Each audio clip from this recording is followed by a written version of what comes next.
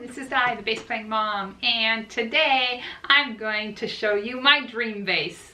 Not really show it to you, like do a really ugly Photoshop job of making my dream bass.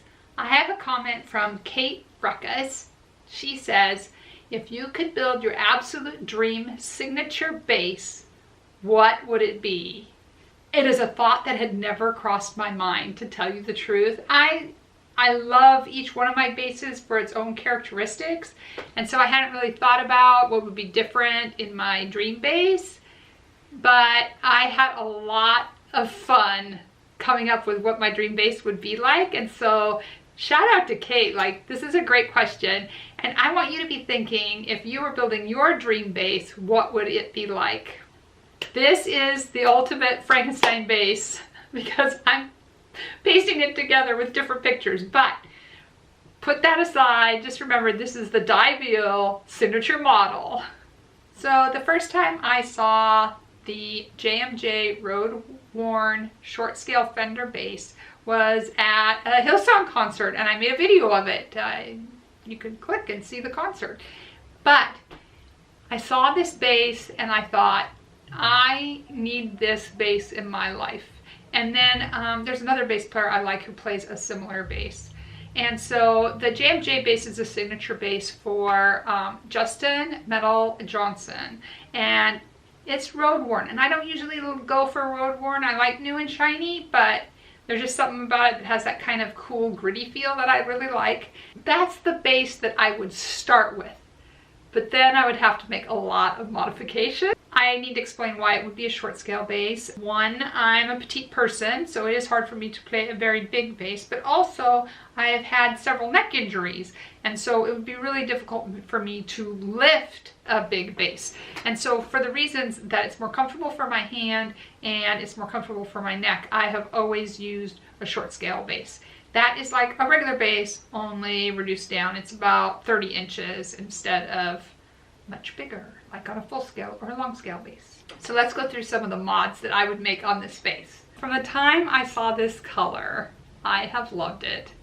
It is on the Fender American Professional Series basses. And here's a picture of it on a Precision. I love this olive green. I don't know why.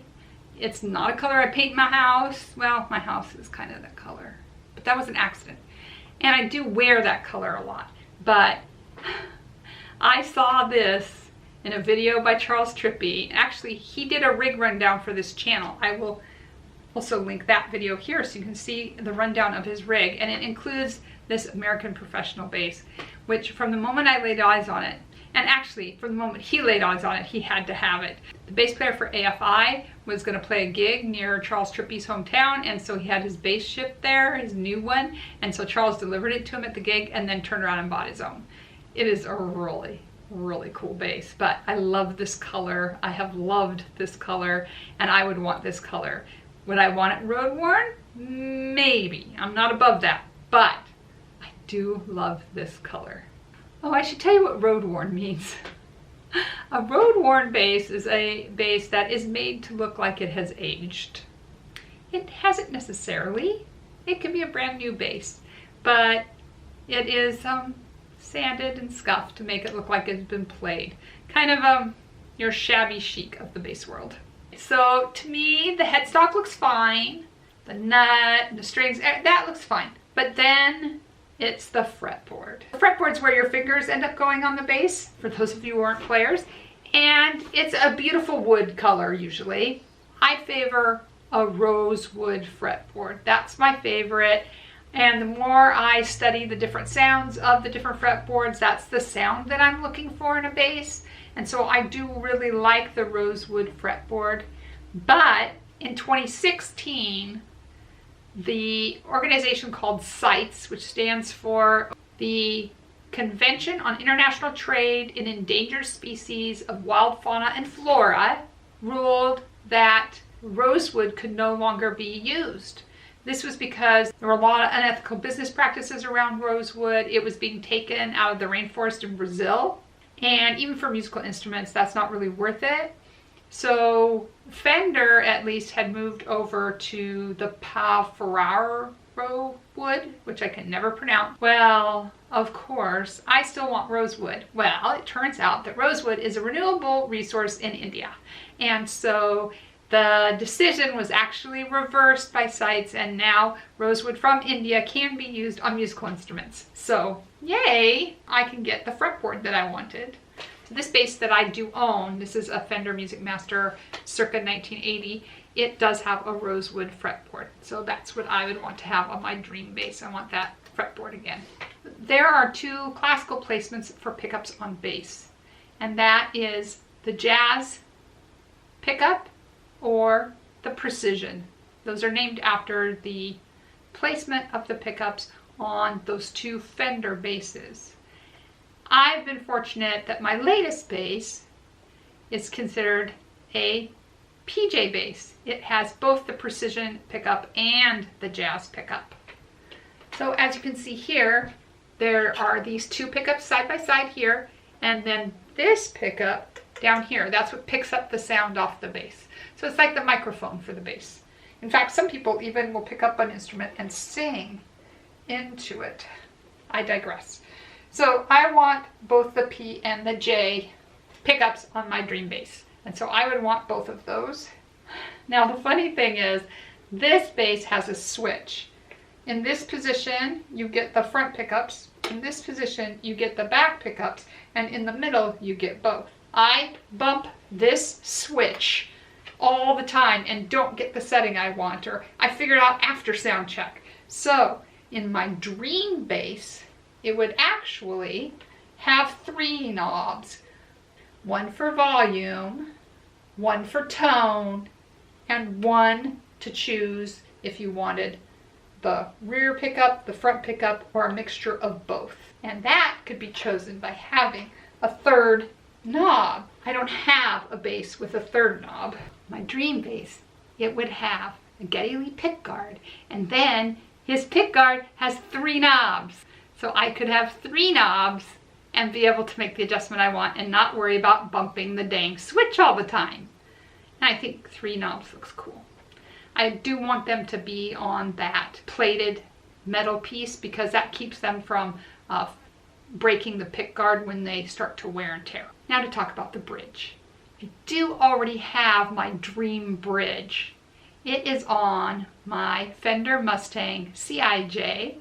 It has this retro styling, which I really like. It looks really cool. It's big, it's kind of hefty.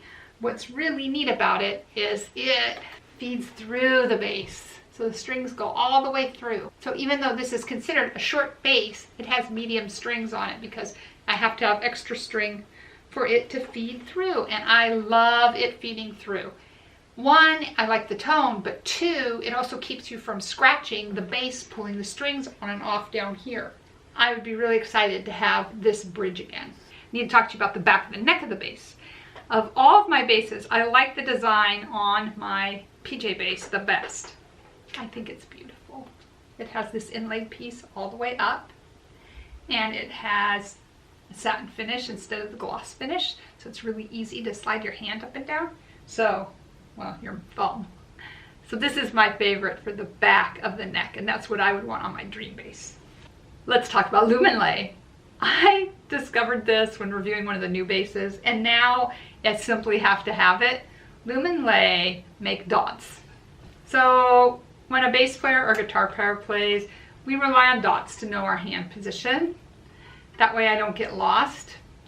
But a lot of times they take the lights so low that I still can't see the dots.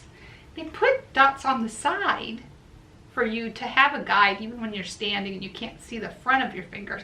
You can see it by the dots on the guide. But if it's dark, that could be really rough. So I want Luminlay dots. Luminlay dots are fluorescent. So you put them on, they collect light when you have lights on, and then when the lights go off, you have glowing dots so you can see where you're at. I know it's cheesy and it probably wrecks the whole bass, but I want me some dots. All right, I think that's everything for my dream bass You know, sometimes you just gotta stay positive and dream big. Let me know what you would put in your dream bass. And if you don't play bass, your dream musical instrument. If you don't play a musical instrument, tell me about your dream car. I don't care. Leave it down in the comments. Don't forget to check out in my description my items from Amazon. If you click through the Amazon link, I get credit on whatever you buy. It doesn't have to be the linked item. Go here to see what new basses came out in NAMM 2021, and down here is a video that YouTube picked out just for you. Bye.